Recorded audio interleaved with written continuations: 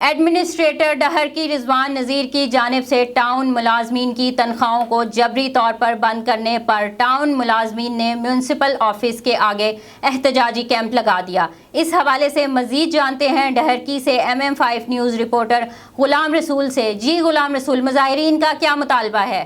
میں موجود ہوں ڈہر کی میونسپل کمیٹی کے باہر، جہاں پہ مزدور جو ہیں تنخواہ نہ ملنے پر احتجاج لگا کے بیٹھے ہیں۔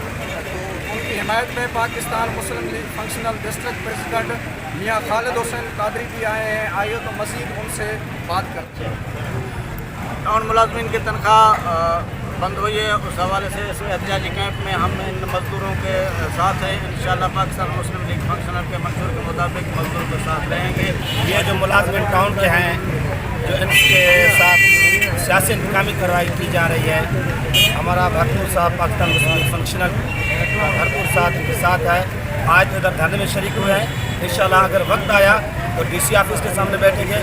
اگر اس سے بھی زیادہ ضرورت پڑی تو مرنے کی گھڑی تک انشاءاللہ ان کے ساتھ وہ کرتے ہوئے بیٹھیں گے انشاءاللہ۔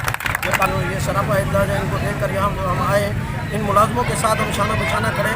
ہمارا یہی مطالبہ ہے کہ ان کو جو ہے اپنی تنخواہیں جو ہے ان کو جاری کر دی جائیں اور اس روایت کو ختم کر دیا جائے جو تنخواہیں روک کر ان کو ہراس کیا جاتا ہے۔ تو ہم جتنے بھی ہیں اور خاص کر پاکستان انجمن تاجران کے پلیٹ فارم سے جوائنٹ سیکرٹری غریب نواز اور اس کے ساتھ بھی ان کے ساتھ شانہ بشانہ کھڑی ہے اور کھڑی رہے گی۔ ٹاؤن کے برطرف ملازمین تھے، ان کے بھی باتیں سنی، اور جہاں پہ پاکستان مسلم لیگ فنکشنل ڈسٹرکٹ پریزیڈنٹ میاں خالد حسین قادری آئے، ان کا بھی یہی کہنا تھا کہ جلد سے جلد مزدوروں کے تنخواہیں جو ہے بحال کی جائیں تاکہ وہ گھر کی کفالت اپنی کر سکیں۔ کیمرہ ٹیم کے ساتھ غلام رسول پہ MM5 نیوز ڈہر کی۔